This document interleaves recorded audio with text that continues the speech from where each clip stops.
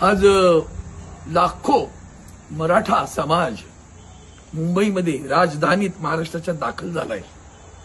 माननीय जरांगे साहेबांच्या नेतृत्वाखाली एक प्रचंड आंदोलन सुरू आहे, शांततापूर्ण सुरू आहे आणि कधी नव्हे ते राजधानीत थडकलेत। आज एक दिवस होऊन गेला, रोज एक दिवसाची परवानगी दिली जाते आणि सगळ्यात वाईट ज्याचा कोणत्या शब्दात निषेध करावा हे समजत नाहीये, इतकं भयानक राचीड आहे की इतका शांततापूर्ण आंदोलन करणारा मराठा समाज तिथे आल्यानंतर सरकारने काय करावं? सरकारनं कुठलीही सुविधा नाही, पिण्याच्या पाण्याची सुविधा नाही, टॉयलेटची सुविधा नाही, खानपान सगळ्या हॉटेल बंद करून टाकली। हे का तुम्हाला त्या समाजाबद्दलचं प्रेम का? माननीय देवेंद्र फडणवीस साहेब, आदरणीय उद्धवजी बाळासाहेब ठाकरे या राज्याचे मुख्यमंत्री असताना तुम्ही असं म्हटलं होतं की या सरकारची इच्छाशक्ती नाही, इच्छाशक्ती असती, शक्ती असती तर निश्चितपणे 7 दिवसात निर्णय झाला असता। आज तुमचं सरकार येऊन किती वर्ष होऊन गेलं आणि तुमचे चेले चपाट्यात 2.5 वर्ष होते, तेही काय झालं हो मराठा समाजाचं? का महाराष्ट्राला झुंजवताय? का महाराष्ट्राला त्रास देताय? का मराठी माणसाचा छळ करताय? ही व्यवस्था तुमच्या मुख्यमंत्री उपमुख्यमंत्र्यांची सभा होती तिकडं आझाद मैदानावरच, हे 50 टॉयलेट 100 हजारो टॉयलेट लावलेले होते तिथे, या गाड्या लावल्या होत्या, खानपान सेवा सगळी उपलब्ध होती। हा नुसती गैरसोय नाही करत आपण, आंदोलनकर्त्यांचं छळवाद करताय जेणेकरून आंदोलनकारी सगळे गेले पाहिजेत।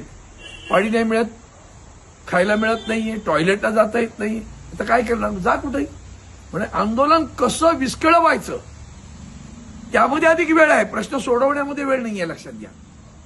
आणि माझं त्या समाजाला आणि मराठी माणसांना पण आवाहन करतो, विसरू नका बरं, आदरणीय उद्धवजी मुख्यमंत्री असताना एसटीचं पण असंच आंदोलन यांनी करायला लावलं होतं। हे भारतीय जनता पार्टीचे सगळे आमदार डेपोट जाऊन डेपो बंद उभा महाराष्ट्र खिडकिळा करून बंद करून ठेवला होता। आमदार जात होते भाजपचे, हे सांगतो पुन्हा, बंद करायला डेपो। हे आमचे एसटीचा आमचा भोळा कामगार यांच्या भुलभुलेला भुलला आणि आंदोलन केलं। काय मागणी होती हो? मागणी काय होती? राजकीय शासकीय सेवेत समावून घ्या। घेतलं का? 3.5 वर्ष झाली, घेतलं का? शासकीय सेवेत समावून घेतलं म्हणजे उद्धवजींना त्रास देण्यासाठी, ते सरकार खिळखिळे करण्यासाठी तुम्ही या सगळ्या पद्धतीचा वापर केलात।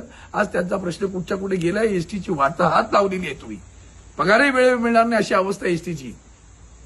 हेच कारस्थानी लोक सरकारमध्ये बघतात, मराठा समाजाने पण समजून घ्यावं। प्रश्न सोडवायचा आहे ना, करा ना देशाची घटनादुरुस्ती। आता नको त्या गोष्टीसाठी घटनादुरुस्ती आणली तुम्ही काय? तर मुख्यमंत्री पंतप्रधानांना सुद्धा अटक झाली आणि 30 दिवसापेक्षा अधिक काळ ते जर कारागृहात राहिले तर त्यांचा राजीनामा द्यावा लागेल। कायदा करताय तुम्ही, घटनादुरुस्ती करायला लागते बरं का? करा ना घटनादुरुस्ती, 50% 70% आरक्षण करू, बरोबर त्यांना सगळ्यांना देता येईल ना, प्रश्न सुटूनच जाईल, सर्व समाजाचा प्रश्न सुटून जाईल अधिक 20% वाढवलं तर। बरं आजही देशामध्ये तामिळनाडूमध्ये 68% आरक्षण आहे, का नाही करत?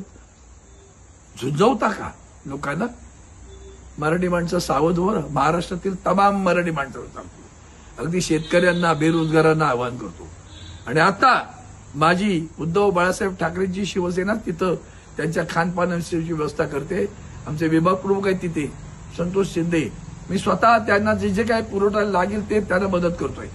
निश्चितपणे आंदोलन आहे ना, अधिकार आहे, लोकशाहीचे गवडे घालता का हो?